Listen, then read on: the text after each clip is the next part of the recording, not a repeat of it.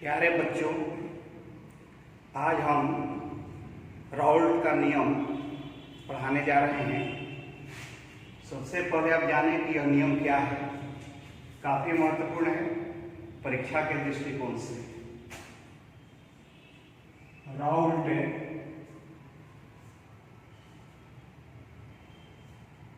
का नियम,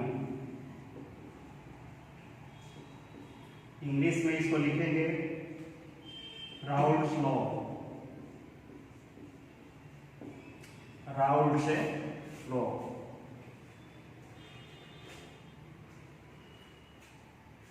देखो, इस नियम दो स्थिति में आपको व्यक्त किया जाएगा। पहला, जब विलयन में वाष्पशील ध्रुव हो तब। अगर विलयन वाष्पशील विलेय से युक्त हो तब राउल्ट का नियम क्या होगा। अवाष्पशील विलेय हो तब क्या होगा। यहां पर हम लिख रहे हैं केस फर्स्ट। वाष्पशील विलेय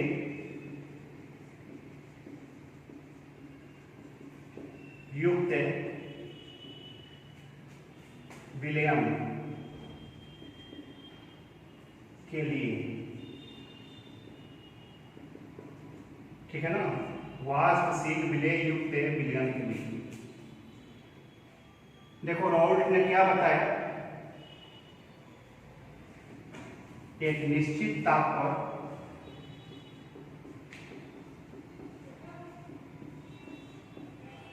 विलयन में उपस्थित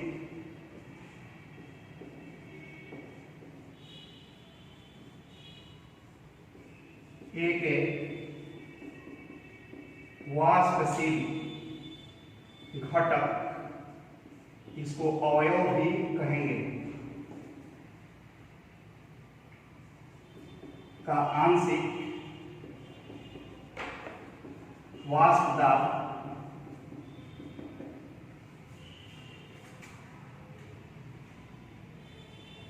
विलयन में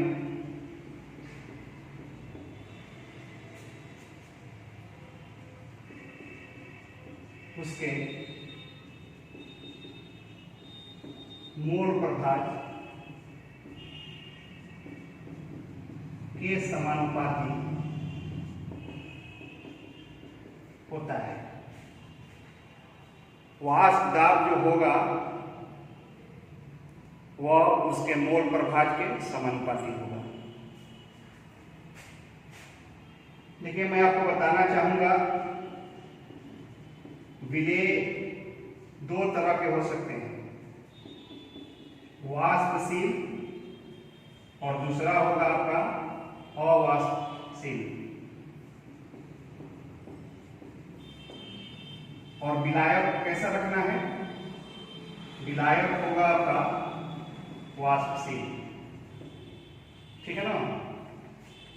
विलेय के रूप में वाष्पशील भी हो सकता है, अवाष्पशील भी हो सकता है, लेकिन विलायक के रूप में वाष्पशील होगा, विलायक वाष्पशील नहीं होगा। ये बात आपको दिमाग में रखनी है। जैसा कि आप जानते हैं, विलयन में दो घटक होते हैं। ए को हम ए मान लें और दूसरे को क्या मान लें, बी मान लें। किसी को विलायक, किसी को विलेय आप ले सकते हैं। इसको विलायक तो यह विलेय हो जाएगा, इसको विलेय तो यह विलायक हो जाएगा। तो यहाँ पर हम विलेय या विलायक का जिक्र नहीं कर रहे हैं, ए या बी के रूप में ले लिए हैं। अब इसमें से एक विलायक होगा, दूसरा क्या होगा, विलेय होगा। देखिए, बात समझिए क्या राउल्ट ने बताया। राउल्ट ने बताया, देखिए, मान लीजिए कि यहां पर प्योर ए है। ध्यान यहां पर देना है कि ए भी आपका द्रव है और बी भी क्या होगा, द्रव होगा। तो द्रव कैसे होते हैं, वाष्पशील। यह भी कैसा होगा, वाष्पशील। यानी कि इस विलयन का दोनों घटक वाष्पशील है। दोनों घटक पर नियम आपका लागू हो जाएगा। अब देखिए, मैं बताना चाहता हूं कि कैसे लागू करेंगे घटक ए और बी पर। मान लो कि यह आपका प्योर ए है, द्रव है, इसका वाष्प निश्चित बनेगा एक गिवन टेम्परेचर पर। सपोज कीजिए कि प्योर अवस्था में जब ए है तो इसका जो वाष्प दाब है P नॉट ए है, ठीक है। यहां पर एक दूसरा द्रव है, ठीक है ना। यह आपका प्योर क्या है, बी है, शुद्ध बी, कुछ इसमें दूसरा कुछ नहीं मिला हुआ है। इसके भी वाष्प बनेंगे और शुद्ध अवस्था में इसका वाष्प दाब P नॉट बी है। जहां नॉट लगा हो समझिए कि शुद्ध अवस्था। शुद्ध अवस्था के लिए ऊपर में 0 का प्रयोग कर लेते हैं, नॉट माने 0 होता है। तब P not a, P not be आप समझ गए। अब ये दोनों को मिलाएंगे तो एक विलयन बनेगा, बनेगा ना जी। अब बताइए कि इस विलयन में ए भी होगा और बी भी होगा, इनके वाष्प भी बनेंगे ना। इसमें भी ए होगा और कौन होगा, बी होगा। तो बताओ कि यहां पर ए का हम आंशिक दाब हमने लिए पीए, ठीक है। आंशिक दाब भी आप कह सकते हैं, आंशिक दाब कहिए, आंशिक वाष्प दाब कहिए, केवल वाष्प दाब कहिए, सब चलेगा। तो यहां जब विलयन बना ए और बी से, तो इस स्थिति में ए का जो आंशिक दाब है उसको मैंने पीए मान लिया और बी का जो आंशिक दाब है यानी कि आंशिक वाष्प दाब है उसको मैंने पीबी मान लिया। क्या मान लिया, पीबी। घोल में विलयन में ए का मोल प्रभाज मैंने XA और बी के मोल प्रभाज को XB मान लिया। फिर से समझ लीजिए, शुद्ध अवस्था में ए का वाष्प दाब P नॉट ए है, शुद्ध बी का वाष्प दाब P नॉट क्या है, कभी है, P नॉट बी है। जब ए और बी को मिलाया गया विलयन बना तो निश्चित रूप से ए और बी के वाष्प बनेंगे। तो इस मिश्रण में ए का जो वाष्प दाब है, जिसको आंशिक दाब भी कहेंगे या आंशिक वाष्प दाब भी कह सकते हैं, Pa है और यहाँ पर जो आंशिक वाष्प दाब है Pb है, बी का। अब हम राउल्ट का नियम लागू करेंगे। लिखना कोई जरूरी नहीं है कि P नॉट ए क्या तो शुद्ध ए का वाष्प दाब, P नॉट बी का मतलब क्या होगा, शुद्ध बी का वाष्प दाब, Pa का मतलब क्या होगा, ए का आंशिक वाष्प दाब, बी का मतलब क्या, Pb का मतलब क्या हुआ, बी का आंशिक वाष्प दाब, XA का मतलब घोल में ए का मोल प्रभाज, XB का मतलब घोल में बी का मोल प्रभाज। अब चाहे तो लिख भी सकते हैं लेकिन ये सब स्पष्ट है, लिखना कोई जरूरी नहीं है। अब मिटा दे रहे हैं, हम इसको मिटा देते हैं।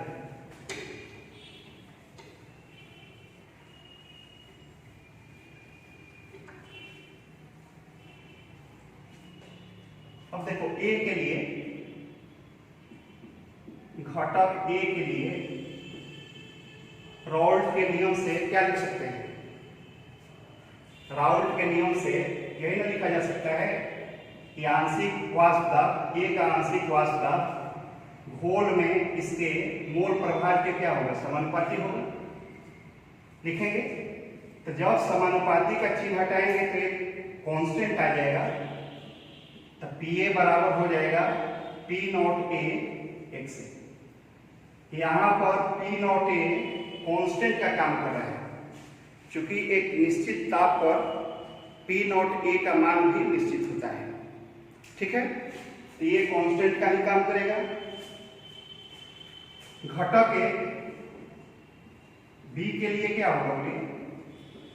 घटक बी के लिए होगा P B directly proportional X B. अब इसको आप देख सकते हैं पी बी की प्रोपोर्शनल हटा दीजिए चिन्ह, कांस्टेंट में क्या आएगा? P not B X B. Clear हो गया ना? पी ए क्या है बोलिए? कोई आपसे पूछे कि पी ए क्या है, लिख भी दे रहा हूं, नहीं तो आप लोग फिर कंफ्यूज हो जाते हैं। पी ए का मतलब ए का आंशिक वास्तव, पी बी का मतलब बी का आंशिक वास्तव, पी नॉट ए शुद्ध ए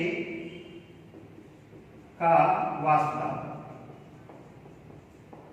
और पी नॉट बी शुद्ध बी का वास्तव। ठीक है? एक से घोल में ए का मोल प्रभाज्य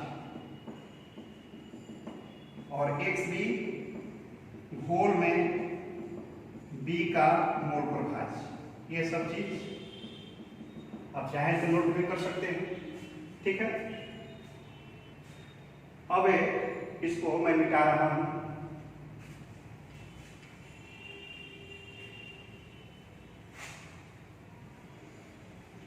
अब देखिए यहां से राउल्ट का नियम दूसरे ढंग से भी बता सकते हैं। यहां पर देखिए क्या मिला है, पी ए बराबर पी नॉट ए एक्स ए। तो आप कह सकते हैं कि राउल्ट के नियम के अनुसार, ठीक है ना, वाष्पशील घटक का वाष्प दाब उसके शुद्ध अवस्था में वाष्प दाब और घोल में उसके मोल प्रभाज्य के गुणनफल के बराबर होता है। यहां से राउल्ट का नियम दूसरे ढंग से भी व्यक्त किया जा सकता है। बात समझ में आएगी? ये आपका आंशिक वाष्प दाब हो गया, पी नॉट ए आपका शुद्ध अवस्था में वाष्प दाब हो गया और एक से आपका मोल प्रभाज्य हुआ, तो दोनों में गुणा कर देंगे तो पी मिल जाएगा ना। तो आप राउल्ट के नियम को दूसरे ढंग से भी व्यक्त कर सकते हैं, अगर चाहें तो खुद अपने से लिख सकते हैं। अब हम इसको आगे बढ़ा रहे हैं।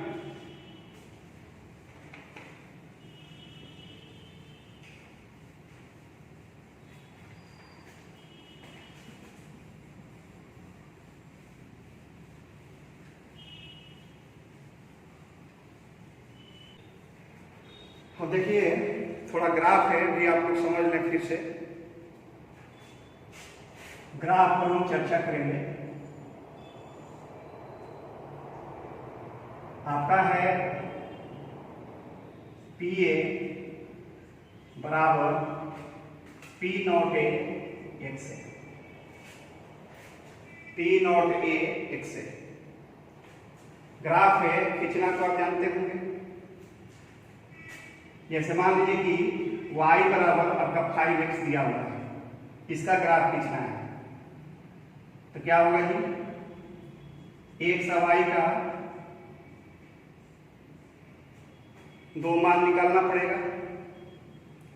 तो x बराबर, अगर मान लीजिए कि हम 0 यहां रख रहे हैं, जो सुविधाजनक है वही रखा जाता है। x बराबर 0 तो y बराबर कितना होगा 0, और x बराबर 1 रख दीजिए तो y बराबर कितना हो जाएगा 5। इसका ग्राफ कैसा आएगा बोलिए, ये आपका 0 हो गया। तो x बराबर 0 y बराबर 0 यही होगा ना। और x बराबर मान लीजिए कि 1 है तो x बराबर 1 और y बराबर सपोज कीजिए कि 5 यहाँ पर है। तो इसका ग्राफ कैसा होगा, ये आपका y बराबर आपका 5 है और x बराबर यहाँ पर कितना है 1 है।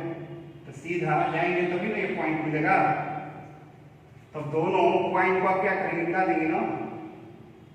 दोनों पॉइंट को आप मिला देंगे तो आपका ग्राफ बन जाएगा। तो तुमको याद रखना चाहिए कि y बराबर अगर mx के रूप में कोई भी दिया हुआ है चीज, तो उसका ग्राफ ऐसा ही बनेगा। हर हालत में कहां से जाएगा, ओरिजिन से जाएगा। एकदम दिमाग में रखो, ओरिजिन से पास करेगा। ठीक है? और ये आपका स्लोप हो जाएगा। ठीक है? अब ऐसा ही कुछ देखो यहाँ पर है, पी ए बराबर पी नॉट ए एक्स है। वाई के जगह पर समझो कि पी ए है, वाई के जगह पर क्या है पी ए, और एक्स के जगह पर एक्स ए है। अब देखो ग्राफ हम खींच रहे हैं इसका, एक्स ए हो गया ना, एक्स ए, और यहाँ पर क्या करेंगे पी ए, एक्स के जगह पर एक्स ए हो गया, अब वाई के जगह पर क्या है पी ए। चलिए बोलिए, एक्स ए अगर 0 हो तो पी ए कितना होगा 0, और एक्स ए अगर 1 हो, इसमें 1 रख दीजिए एक्स ए का मान, तो पी ए कितना हो जाएगा पी नॉट ए। इसका ग्राफ कैसा मिलेगा बोलिए, ये आपका एक्स एक्सिस हो गया, ये वाई एक्सिस, ये आपका ओरिजिन हो गया, तो ग्राफ तो इसका ऐसा ही मिलेगा निश्चित रूप से। और यहाँ पर ये आपका क्या हो गया स्लोप हो गया, इसी को स्लोप कहते हैं, स्लोप पढ़े होंगे आप लोग मैथ में, ढाल इसको कहा जाता है। तो यहाँ पर ढाल जो होगा स्लोप कितने के बराबर होगा पी नॉट ए के बराबर, ठीक है। किसके बीच में ग्राफ हो गया पी ए और एक्स ए के बीच में, पी ए माने वेपर प्रेशर, और एक्स ए का मतलब मोल प्रभाज। तो वेपर प्रेशर माने वाष्प दाब और मोल प्रभाज के बीच में ग्राफ हुआ किसका, पी ए बराबर पी नॉट ए एक्स ए। समझ में आ गया।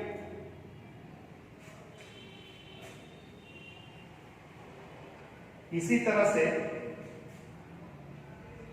पी बी बराबर क्या है P not B X B, इसका भी ग्राफ ऐसा ही बनेगा। किस रूप में है y बराबर एम एक्स, सरल रेखा होगी, और कहां से जाएगी ओरिजिन से, और इसका स्लोप है किसके बराबर हो जाएगा, स्लोप हो जाएगा आपका पी नॉट बी के बराबर। तो ये ग्राफ हो गया किसका, ये ग्राफ हो गया पी बी बराबर P not B X B का, और यहाँ पर जो ग्राफ है पी ए बराबर पी नॉट ए एक्स ए का ग्राफ है। तो ग्राफ आप सीख गए कैसे बनाएंगे एकदम आसानी से, y बराबर एम एक्स के फॉर्म में है, स्ट्रेट लाइन होगा ही, और ओरिजिन से पास करा देना है। पिटा दिए इसको,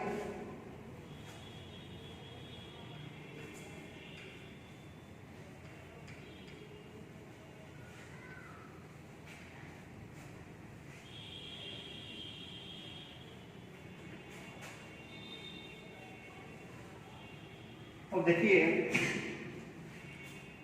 पी ए बराबर आपका निकल गया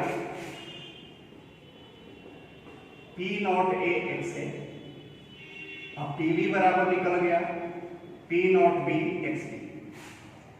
अब हम कुल वाष्प दाब निकालेंगे, माने विलयन का वाष्प दाब आपका क्या होगा, विलयन का वाष्प दाब का मतलब कुल वाष्प दाब। तो बताइए कि कुल वाष्प दाब अगर निकालना हो तो डाल्टन का नियम आपने पढ़ा होगा कि आंशिक दाब को हम जोड़ देते हैं तो कुल वाष्प दाब क्या होता है निकल जाता है। तो कुल वाष्प दाब को अगर हम पी टी के द्वारा सूचित करें तो हो जाएगा पी ए प्लस कितना पी टी, पी टी बराबर हो जाएगा P A plus P T, ठीक है। अब यहां पर ये मान रख दीजिए, तो हो गया P not A X A अब plus P not B X B, ठीक है ना। आप जानते हैं X A plus X B बराबर 1 होता है, तो एक्स ए बराबर क्या 1 माइनस एक्स बी लिख सकते हैं। अब एक्स ए के जगह पर 1 माइनस एक्स बी यहां पर रख देना है, तो क्या हो जाएगा P not A 1 minus X B plus P not B X B. अब ब्रैकेट खोल दें, P not A minus P not A X B plus है P not B X B. अब देखिए दोनों जगह आपका एक्स बी कॉमन है, तो पी नॉट ए यहां से हम कॉमन निकाल दिए एक्स बी, इसका चिन्ह क्या है प्लस, तो प्लस देंगे, यहां से शुरू करें यहां से, तो क्या बचेगा यहाँ पर पी नॉट बी, फिर यहां से भी एक्स बी निकल गया, तो क्या बचा minus P not A X B. तो यह आपका पी टोटल का एक्सप्रेशन हो गया, मैंने कुल वाष्प दाब बराबर होगा P not A plus P not B minus P not A X B. तो देखो तीन तरीका से आप दिखा सकते हैं, एक तो ऐसा लिख सकते हैं, दूसरा आप ऐसा भी दिखा सकते हैं, और तीसरा ये भी आपका एक फॉर्म हो सकता है। मेरी बात फॉलो किया कर रहे हो? अब देखो इसका ग्राफ जब आएगा, फॉर्म है y बराबर c प्लस एम एक्स के फॉर्म में। आप एक कोऑर्डिनेट ज्योमेट्री में पढ़ेंगे y बराबर c plus M X. c आपका इंटरसेप्ट है अंतःखंड, एम आपका स्लोप है ढाल, ठीक है ना। तो हम pt और xb के बीच में भी ग्राफ खींच सकते हैं। तो इसका ग्राफ है ऐसा ही मिलेगा आपको, देखिए ठीक है। मान लीजिए कि आपका इंटरसेप्ट हो गया, पी नोट ए से ही शुरू करेंगे, ठीक है। इसका ग्राफ ऐसा मिलेगा, एक्स एक्सिस के साथ यह 90 डिग्री से छोटा कोण बनाएगा यदि यह स्लोप है पॉजिटिव रहे तब। स्लोप अगर पॉजिटिव मिले तब ऐसा ही ग्राफ बनेगा। कहने का मतलब है कि यदि P not B greater then P not a, तो बताओ कि P not B minus P not a क्या मिलेगा पॉजिटिव। यानी कि जो स्लोप होगा, स्लोप यह पॉजिटिव होगा। स्लोप पॉजिटिव कब होगा? जब P not be P not a से क्या हो बड़ा। और यदि P not be less than P not a हो तब आपका P not B minus P not a निकालोगे तो निगेटिव मिलेगा, यानी स्लोप जो होगा वह निगेटिव होगा। तो यह निर्भर कर रहा है कि P नॉट बी का मान बड़ा है कि छोटा है। यहाँ पर बड़ा होगा तो पॉजिटिव स्लोप मिलेगा और छोटा होगा तो निगेटिव। तो यहाँ जो ग्राफ खींचे हैं यहाँ स्लोप कैसा है? पॉजिटिव। स्लोप क्या है? पॉजिटिव के लिए ग्राफ है। देखो ये लाइन यहाँ एंटी क्लॉकवाइज डायरेक्शन में अगर 90 डिग्री से छोटा कोण बनाती है तो स्लोप क्या होगा? पॉजिटिव। अगर ऐसा बन जाता है, ऐसा मान लो कि ऐसा ग्राफ बनता है तो देखो 90 डिग्री से बड़ा कोण बन रहा है ना, तो यहाँ स्लोप कैसा होता? यहाँ स्लोप हो जाता है निगेटिव। 90 डिग्री से बड़ा कोण बनेगा तो निगेटिव, और 90 डिग्री से छोटा कोण अगर एक्स एक्सिस के साथ बना रहा है यह स्ट्रेट लाइन तो स्लोप कैसा होगा? पॉजिटिव। बिल्कुल क्लियर होना चाहिए। मैथमेटिक्स है, मैथमेटिक्स सबको आता है, हमें विश्वास है, ऐसा नहीं है कि आप नहीं जानते। अब हम PA, PB और PT का एक साथ ग्राफ खींचेंगे, अलग अलग नहीं, एक साथ। यही आपको पढ़ना भी है। देखिए इसको मिटा देंगे।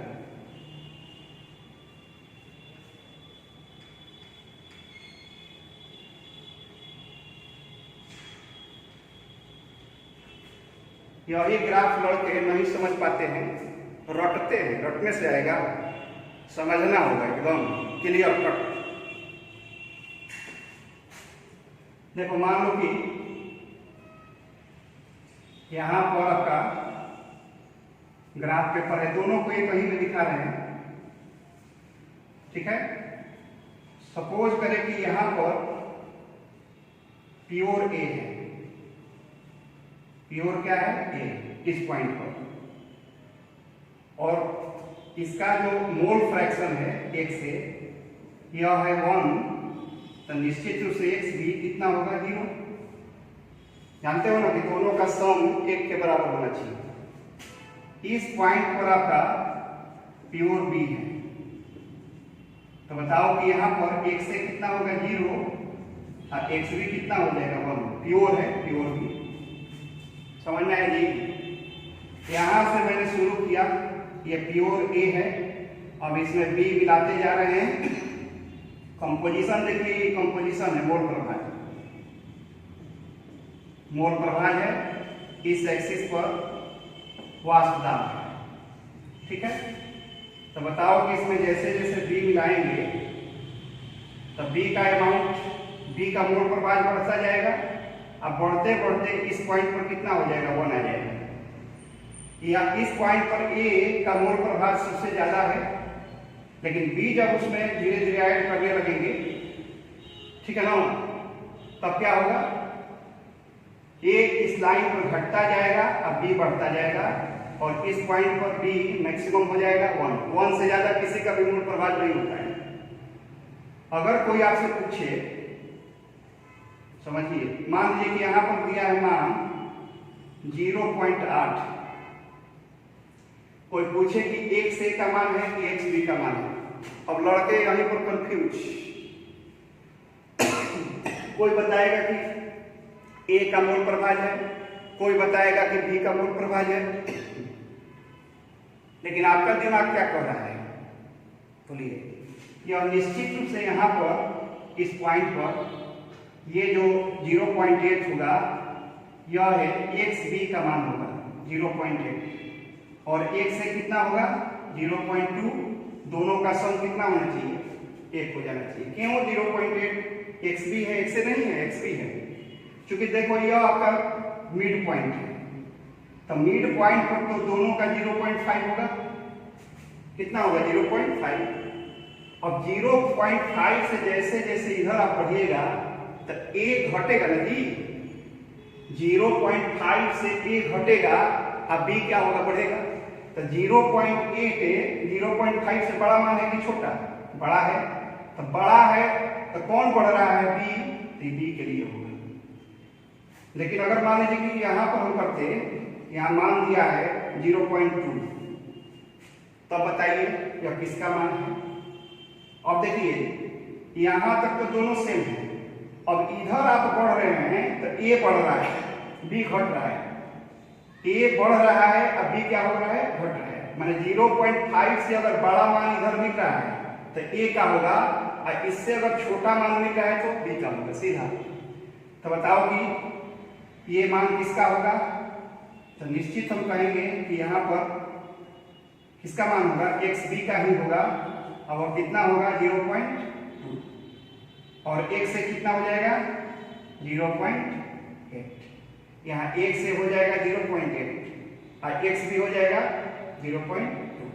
समझ में आया नहीं, ये आपका मिडिल लाइन है ना, तो मिडिल लाइन इधर बढ़ रहे हो तो a वाला घट रहा है या b का बढ़ रहा है, तो ज्यादा मान है तो b के लिए है, और इधर बढ़ रहे हो तो a बढ़ेगा b घटेगा। तो इधर अगर कम मान मिल रहा है, मान लीजिए कि 0.5 से कम मान है, घट रहा है, 0.5 से छोटा इधर घट रहा है, बता रहा है ना, तो घटेगा कौन, b, तो ये b का मान होगा, और एक में से इसको घटा देंगे तो ये वाला मान क्या होगा, निकल जाएगा। तो ये क्लियर होना चाहिए। चलिए अब ग्राफ हम खींचेंगे।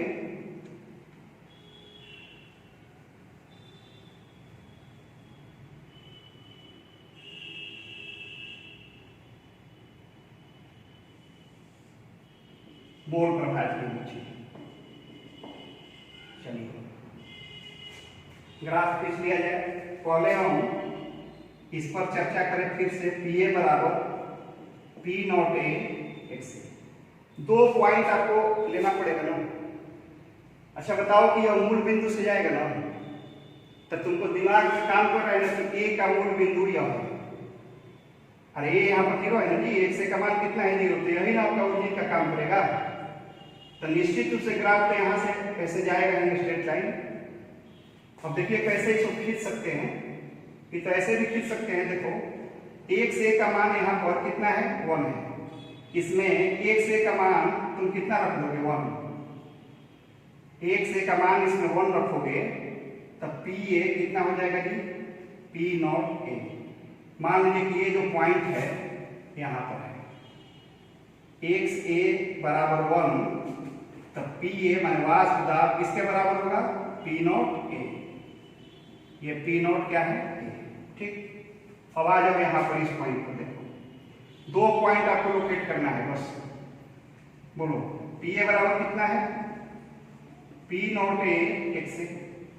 अब यहाँ 1 से का मान कितना रखोगे 1, नहीं, 1 से का मान यहाँ पर कितना है 0, तो तुम 0 रख दो। एक्स ए बराबर 0 रखोगे तब पी ए बराबर कितना मिलेगा 0। ये पॉइंट कहाँ पर है, यहाँ पर होगा। अब ये दोनों पॉइंट को तुम मिला सकते हो ना जी, मिल गया। तो ये ग्राफ किसका हो गया, पी ए बराबर पी नॉट ए एक्स ए का ग्राफ। एकदम आसान है, मूल बिंदु से जा रहा है, ठीक है। अब हम खींचेंगे किसका, पी बी बराबर P not B X B. अब बोलो पहले एक्स बी का मान कितना लोगे, एक्स बी बराबर मान लो कि 1 हम रख रहे हैं, कितना, तो एक्स बी बराबर 1 इसमें रखोगे तो पी बी बराबर कितना होगा, P not B. X B 1 कहाँ पर है, यहाँ पर। तो एक्स बी अगर 1 है तो बताओ कि जो आपका P B vapour pressure P not B के बराबर है। सपोज करो कि यहाँ पर है पी नॉट क्या बी, एक्स बी यहाँ पर क्या है 1, तो आपका पी बी किसके बराबर है, पी नॉट बी के। इस पॉइंट को लोकेट कर लीजिए। अब क्या करेंगे, एक्स बी बराबर 0 लेंगे, इसमें रखेंगे, तब पी बी बराबर कितना मिलेगा 0। तो यह पॉइंट कहाँ मिलेगा, यहाँ पर मिलेगा।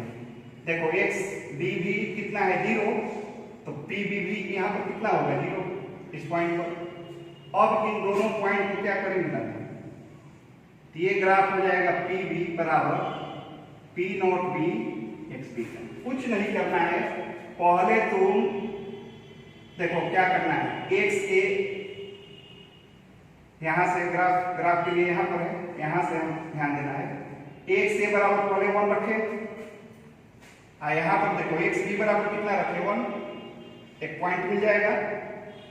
फिर एक्स ए बराबर कितना रखे 0, यहां पे देखो एक्स बी बराबर कितना रखे 0। तो एक्स ए का एक बार मान 1 रखिए, पॉइंट लोकेट कर लीजिए, अब फिर 0 रखिए, फिर पॉइंट ले लीजिए, तो 2 को पॉइंट मिल जाएगा, दोनों को मिला दीजिए, ग्राफ हो जाएगा।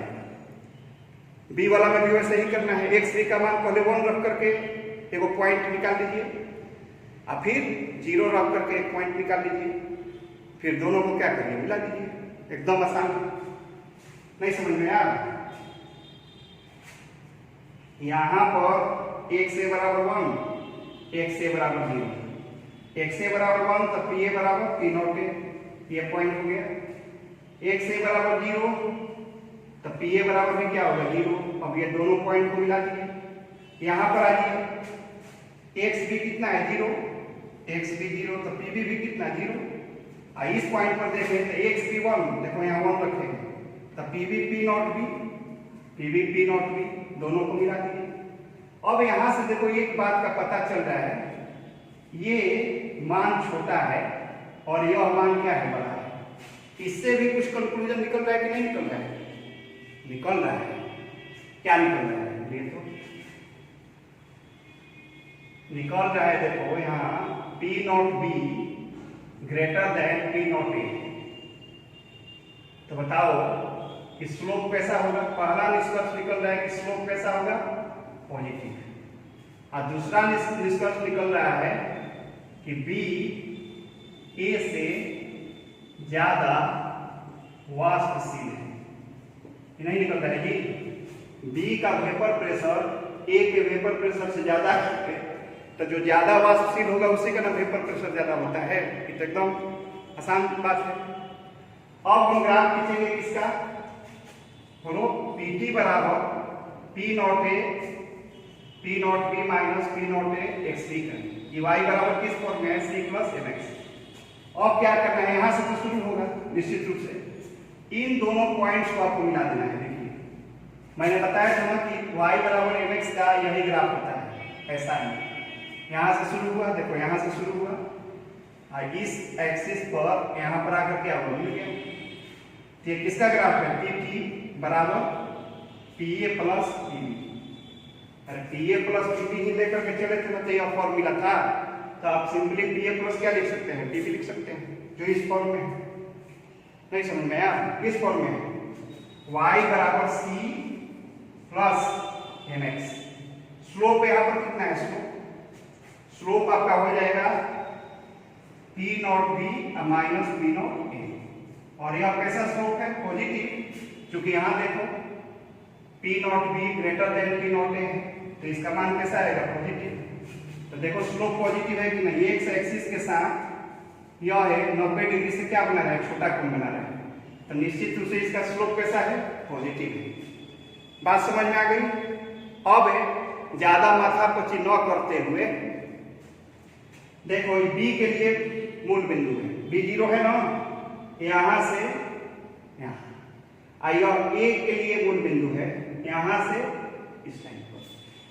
अब फिर इन दोनों लाइन को मिला दोगे तो टोटल वेपर प्रेशर का ग्राफ क्या होगा? मिल जाएगा। तो एकदम आसान है, कोई भारी चीज है नहीं। मैंने काफी डिस्कस किया, ठीक है ना, समझने वाले निश्चित समझ जाएंगे। अब जो बिल्कुल सिफर है, 0 है, तो फिर उसको थोड़ा मेहनत करेगा, वो भी हीरो बन जाएगा। बात समझ में आ गई? अब आप चाहें तो इस पर न्यूमेरिकल क्वेश्चन भी क्या कर सकते हैं? बना सकते हैं। राउल्ट लॉ पर न्यूमेरिकल पूछे जा सकते हैं। फॉर्मूला के रूप में हम समराइज करते रहे, 3 फॉर्मूला है, इसको मिटा दें।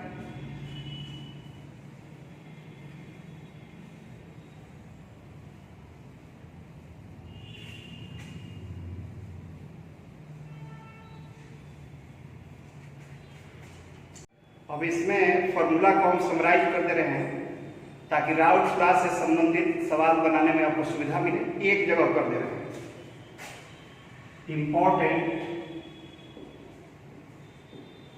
फॉर्मूलाज।